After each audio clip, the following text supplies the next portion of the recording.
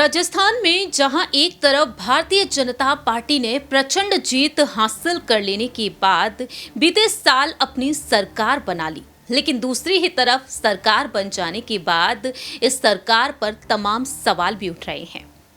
जैसा कि आप जानते ही हैं कि राजस्थान में कांग्रेस सत्ता में रह चुकी है और अब बीजेपी सत्ता में आ चुकी है। ऐसे में अब कांग्रेस लगातार बीजेपी पर निशाना साधती हुई देखी जा रही है और अब कांग्रेस के दिग्गज नेता और राजस्थान के पूर्व उप मुख्यमंत्री सचिन पायलट अपनी आपत्ति जाहिर करते हुए भी नजर आ रहे हैं। आखिरकार क्यों, किस वजह से, ये भी बड़ा सवाल है। नमस्कार, मैं प्रांशी राठौर और आप देख रहे हैं नेक्स्ट 9 न्यूज। दरअसल राजस्थान में 200 में से 199 विधानसभा सीटों पर चुनाव हुए और 115 सीटों पर बीजेपी जीत हासिल करती हुई नजर आई और देखा गया कि 63 सीटों पर सिमटती हुई नजर आई कांग्रेस। लेकिन यहां पर बची एक सीट, जो सीट है श्री करणपुर। जी हां, इस सीट पर देखा जाए तो 5 जनवरी को अब विधानसभा चुनाव होने जा रहे हैं और इन विधानसभा चुनाव को लेकर राजस्थान में बीजेपी लगातार चुनावी प्रचार में व्यस्त है और दूसरी ही तरफ कांग्रेस पार्टी भी। ऐसे में देखा जाए तो सचिन पायलट ने अपनी नाराजगी भी जाहिर कर दी है। दरअसल आपको बता दें कि 5 जनवरी को तो मतदान होना है करणपुर विधानसभा सीट पर और वहां आचार संहिता लागू है, लेकिन दूसरी ही तरफ मुख्यमंत्री भज्जन लाल शर्मा के कैबिनेट में करणपुर विधानसभा चुनाव में बीजेपी के प्रत्याशी सुरेंद्र पाल टीटी को राज्य मंत्री बना दिया गया।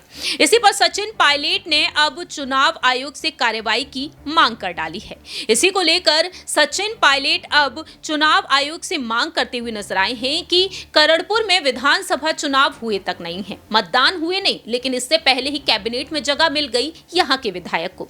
सचिन पायलट ने सोशल मीडिया पर लिखा, श्री करणपुर में विधानसभा उपचुनाव के साथ ही वर्तमान में आचार संहिता लागू है, मगर बीजेपी ने आचार संहिता के बीच अपने प्रत्याशी को मंत्री पद देकर श्री करणपुर के मतदाताओं को प्रलोभन देने जैसा काम किया।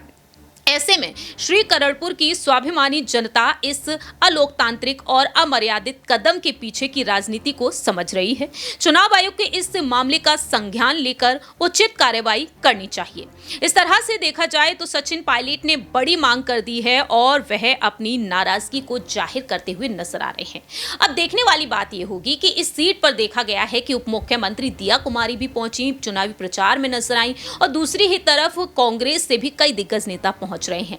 अब आखिरकार चुनाव आयोग यहां पर क्या कुछ एक्शन लेगा, इसका सभी इंतजार कर रहे हैं, सचिन पायलट भी। फिलहाल इस खास रिपोर्ट में इतना ही। तब तक के लिए आप देखते रहिए नेक्स्ट 9 न्यूज।